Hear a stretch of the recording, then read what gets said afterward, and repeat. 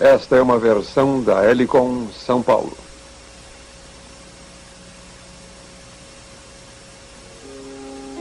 Os primeiros homens e mulheres eram caçadores e nômades, temerosos de um mundo que não entendiam.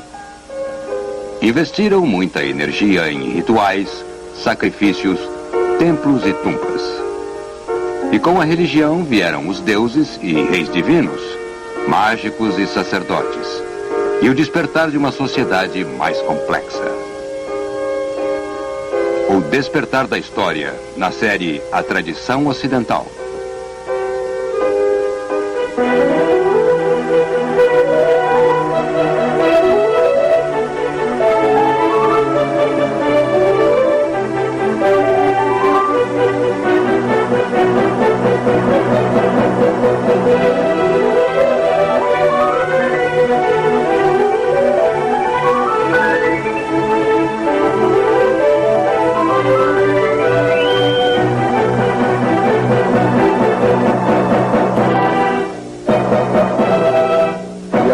Professor da Universidade da Califórnia, Eugene Weber, em sua jornada através da história da civilização ocidental.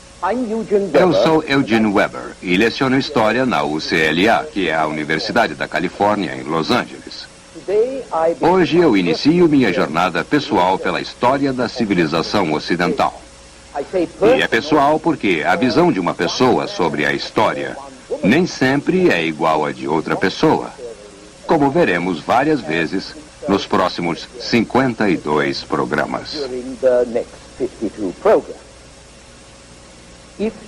Se você estranhar alguém espremer milhares de anos em cerca de 26 horas, apenas lembre-se que, nos Estados Unidos, nós fazemos tudo muito rápido.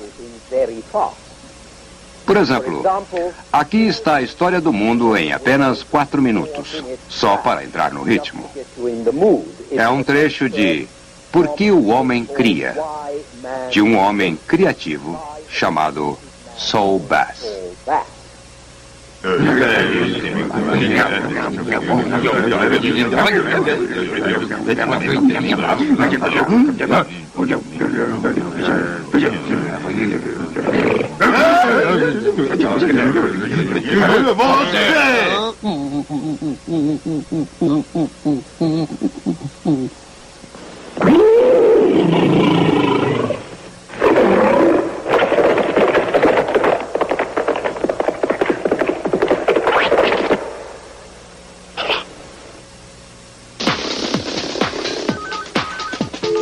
Uma alavanca.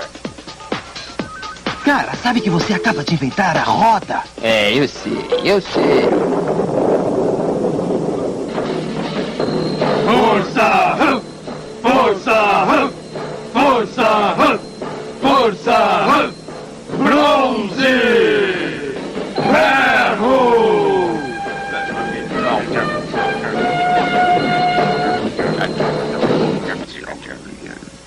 Só havia o caos até Euclides estabelecer a ordem.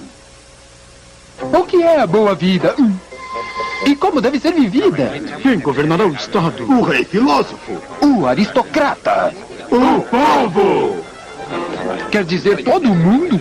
Qual a natureza do bem? Qual a natureza da justiça? O que é felicidade? Ave César!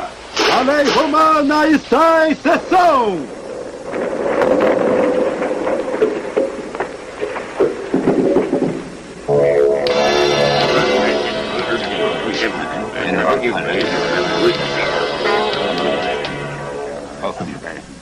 Ora lá, eu inventei o zero. Quê? Nada. Qual o formato da Terra? Plano. O que acontece quando passa da borda? Você cai. A Terra se move nunca.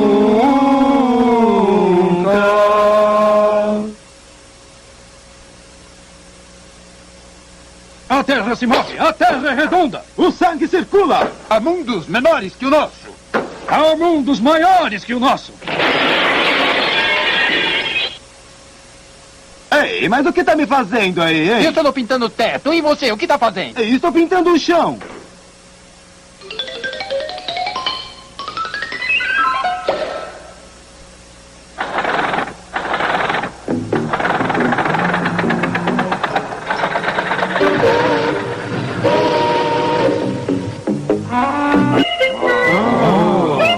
Darwin diz que o homem é um animal. O homem não é um animal. Animal. Homem. É. Não é. É um animal.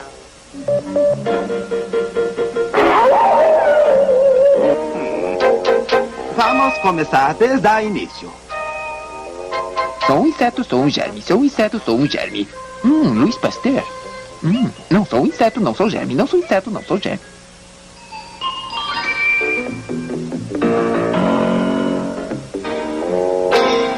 Acho que vai funcionar. Bom, vamos testar. Funcionou. Todos os homens são criados de Vida, liberdade e busca! Trabalhadores do mundo. governo do povo pelo povo. O mundo precisa estar seguro para a Vai democracia! acabar com as guerras. Uma liga de Um nações. terço de uma nação sem casa com fome! O mundo.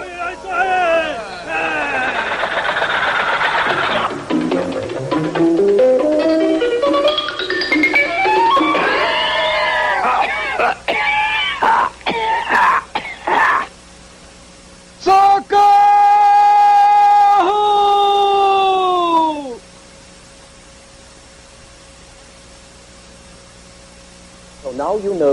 Agora vocês sabem onde queremos chegar. Embora eu não pense que seja tão trágico assim. Talvez devamos começar perguntando qual deveria ser a base de uma série sobre a história da civilização ocidental. E a melhor maneira de encarar isso é dizendo: de volta às origens. Vamos voltar até onde muitos de nossos ancestrais nasceram. Conhecer melhor suas histórias e lembranças, seus hábitos, como eles eram e como eles nos tornaram o que somos hoje. Isso é a história. De onde viemos, o que está por trás de nossa forma de viver, agir e pensar. Como nossas instituições, religiões e leis são feitas. E é isto que espero fazer nesta série: voltar às nossas origens. Sei que nem todos nós viemos das penínsulas, daquilo que hoje chamamos de Europa. Mas os idiomas, a cultura e a política da sociedade em que vivemos vieram de lá. Assim, é importante que nossa jornada comece do princípio absoluto. Para este fim, vamos começar cerca de 60 milhões de anos atrás, com o fim da era dos répteis gigantes. A era em que os dinossauros imperavam. Os mamíferos eram animais tímidos e acossados que jamais poderiam desafiar os incríveis dinossauros. E então, pum! Um cometa atingiu a Terra. Os dinossauros desapareceram e os mamíferos puderam evoluir. E entre os mamíferos estavam os primatas, que costumavam saltar de árvore em árvore. Mais de 5 milhões de anos atrás, em uma destas espécies de primatas, cujos descendentes deixaram estas pegadas, um deles ficou de pé nas patas traseiras. Ele ainda não sabe se quer ser bípede, mas quanto menos ele fica nas árvores, mais o primata pode usar as patas dianteiras para carregar coisas. E quanto menos ele salta em árvores, mais seus polegares crescem até ficarem opostos, o que é conveniente para segurar e manipular. E então, cerca de 2 milhões de anos atrás, estas mãos fizeram um milagre, um artefato, uma ferramenta, algo criado por ele mesmo. É aqui que não falamos mais de macacos, mas sim de alguém reconhecidamente humano, quando um cérebro maior e ferramentas de pedra caminham lado a lado.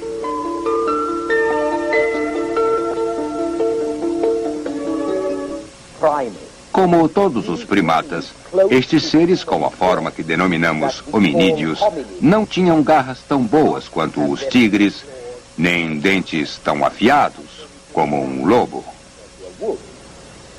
Mas eles descobriram que para agarrar, as mãos eram melhores que mandíbulas. Por exemplo, com suas mãos, você pode fazer um nó. Pode colocar numa pedra e bater em outra pedra. Pode quebrá-la. Algumas vezes uma pedra escorregava e arrancava uma lasca de outra pedra. Só Deus sabe quantas lascas surgiram por acidente até que um destes humanoides percebeu o que fizera e entendeu que poderia repetir isso de forma deliberada.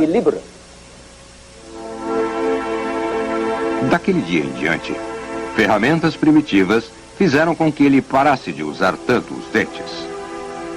Nos 2 milhões de anos seguintes, ele passou de vegetariano a carnívoro. E os enormes dentes que eram necessários para mascar cascas de árvores e outras plantas perderam seu tamanho. Os poderosos músculos das mandíbulas ficaram mais relaxados. O cérebro que estava espremido no pequeno crânio começou a se expandir. E este peculiar animal tomou o caminho do pensamento e dos problemas dentários.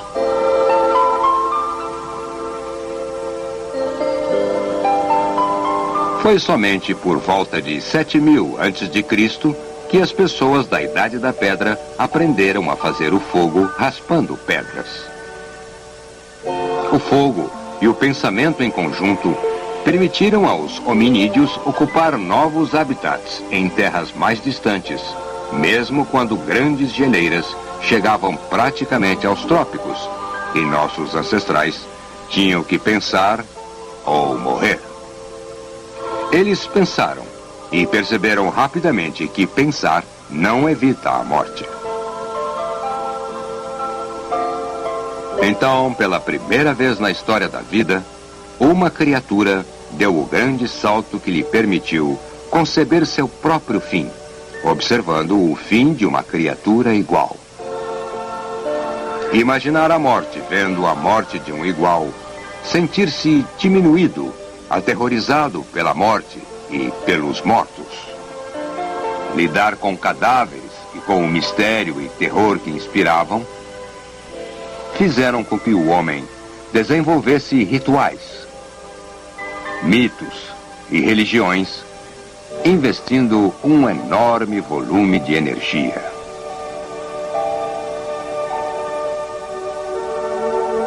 Durante milênios, uma porção significativa daquilo que se tornava uma humanidade passou a ocupar tumbas e templos como Stonehenge. Posso falar sobre tais raízes porque cerca de 100.000 anos atrás, algo que poderíamos chamar de linguagem, algo parecido com linguagem, foi criado. Uma nova ferramenta que permitiu às pessoas se comunicarem umas com as outras. E então, na nova Idade da Pedra, que é a era de Stonehenge, eles também começaram a criar formas primitivas, mas revolucionárias, de guardar informações fora da mente humana, com ranhuras, marcações e desenhos. E isto significa que agora os seres humanos poderiam transmitir informações não apenas através da palavra, mas por sinais, como fazemos na escrita. Acima de tudo, estas primeiras pessoas foram caçadores e nômades, movendo-se nas estepes e florestas em pequenos clãs, seguindo os animais e plantas que lhes serviam de alimento. A maioria das pinturas que encontramos em cavernas foi obviamente o trabalho de artistas que faziam parte de uma sociedade caçadora. Então, cerca de 12 ou 10 mil anos atrás, alguns destes povos estabeleceram lares fixos e tivemos uma revolução agrícola, com origens tão obscuras quanto as do fogo. Quando o homem descobriu como fazer um solo dar fruto, como domesticar animais, como armazenar o produto de seu trabalho, ele também desenvolveu o sentido de propriedade.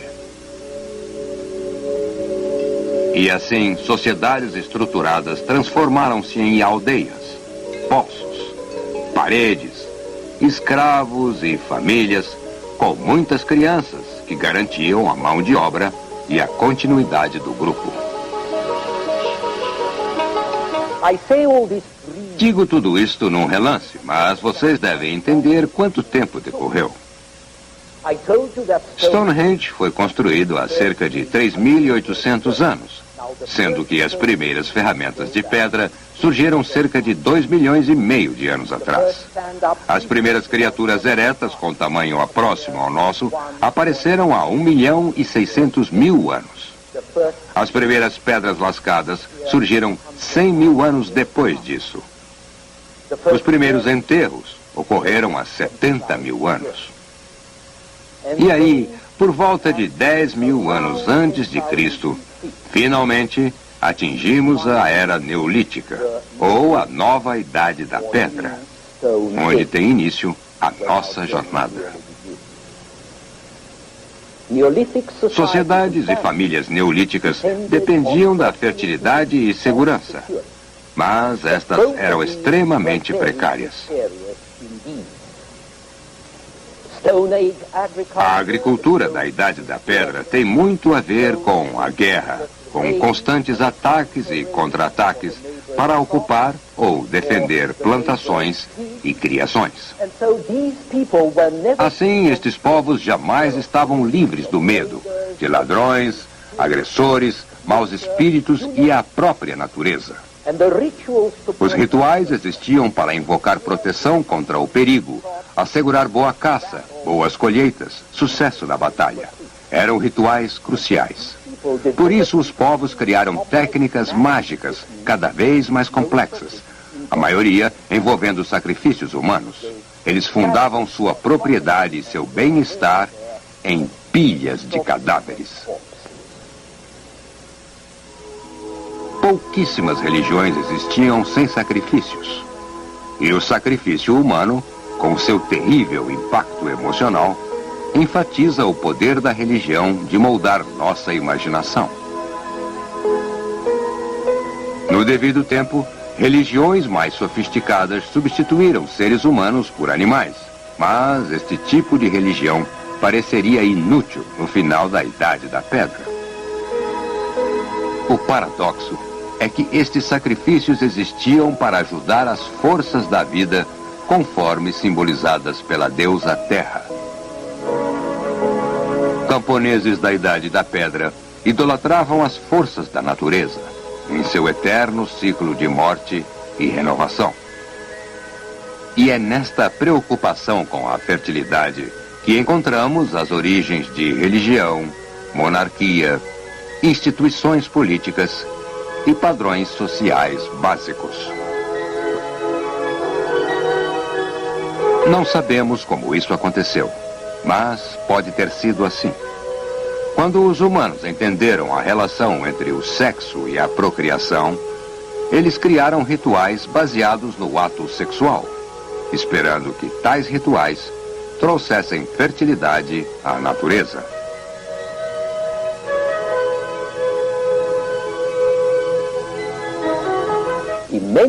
Em muitos rituais pré-históricos, o macho fazia o papel da semente e assim assumia o papel de líder, tornando-se o que os antigos bretães chamavam de rei-grão. Primeiro ele era morto e enterrado, ou seja, plantado, e a seguir substituído por um sucessor jovem e vigoroso. As pessoas que faziam estes papéis, nas quais supostamente estavam encarnadas as forças da natureza, eram vistas como deuses e deusas, ou algo muito próximo da divindade. Mas, eventualmente, a sociedade foi persuadida a crer que a morte do rei Grão poderia ter a mesma eficácia mágica, cumprindo os rituais através de simbolismos. E quando isto aconteceu, o rei Grão também passou a assumir o papel de um verdadeiro monarca. E esta transição seria facilitada se ele também fosse um líder militar do clã.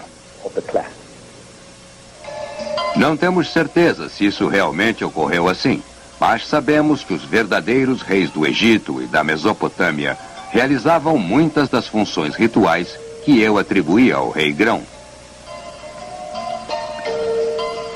Nas sociedades primitivas, podemos especular que as mulheres eram idolatradas como criadoras da vida. Mas, embora o poder reprodutivo da mulher seja reconhecido em mitologias e rituais, a posição feminina nas sociedades agrícolas era bem menos livre e igualitária do que nas sociedades caçadoras. E isso foi provavelmente enfatizado por uma nova ferramenta que facilitou a produção agrícola: o arado puxado por gado. Como ele exigia uma força considerável, o arado geralmente era usado por homens. As mulheres faziam praticamente todo o resto, todo o trabalho enfadonho e praticamente sem qualquer status, porque os homens passavam a maior parte de seu tempo invadindo terras ou à procura de invasores. A agricultura e a pecuária, religião e guerra seriam, portanto, os padrões permanentes da experiência humana. Os primeiros para garantir o sustento e uma pequena reserva. Os últimos para confiscar e consumir. Mas, novamente, os detalhes conhecidos são vagos. Sabemos que as sociedades primitivas que deixaram registros eram patriarcais, assim como suas religiões. E sabemos que essas religiões tinham sacerdotes. Se a mágica era essencial para garantir a prosperidade agrícola e pecuária, se fertilidade, cura e proteção contra o perigo eram encarados como benefícios para toda a comunidade, então a comunidade deveria contribuir para o sustento destes especialistas. Com estes mágicos e sacerdotes, temos a primeira classe econômica que não estava diretamente envolvida na produção de seu próprio alimento. Com o tempo, outras classes similares apareceriam: coleiros, mineiros e artesãos que trabalhavam com o cobre ou outros metais.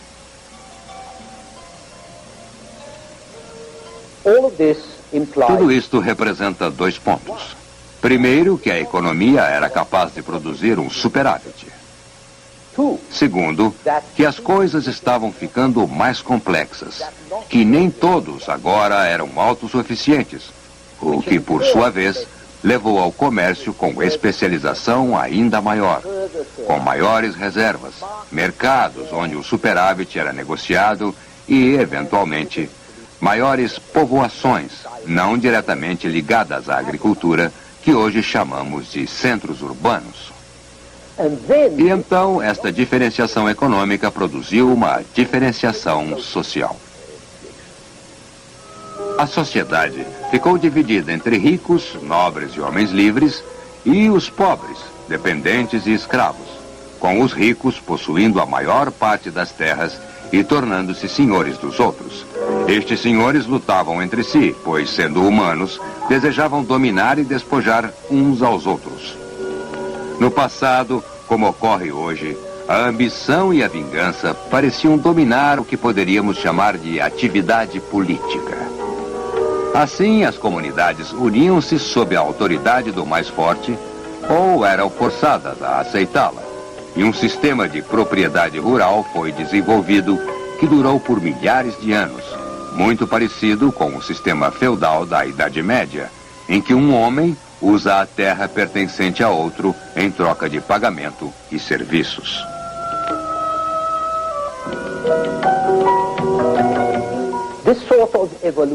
Esta espécie de evolução foi generalizada. Ela ocorreu na Índia, na China e no Oriente Médio. E mais tarde também ocorreu em condições similares na Europa.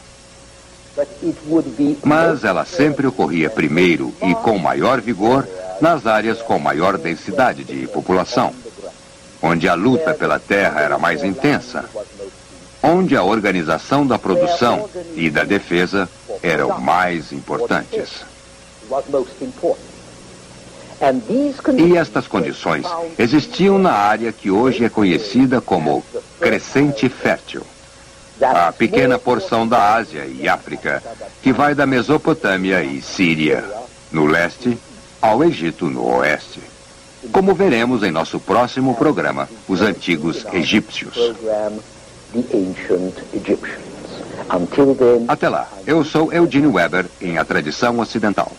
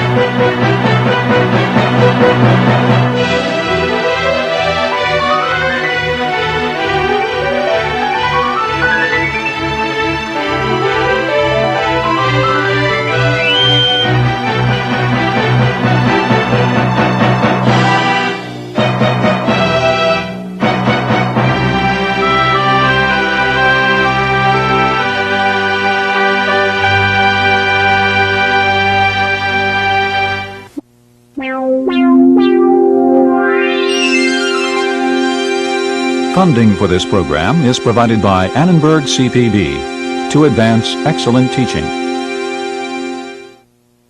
For information about this and other Annenberg CPB programs, call 1-800-LEARNER and visit us at www.learner.org.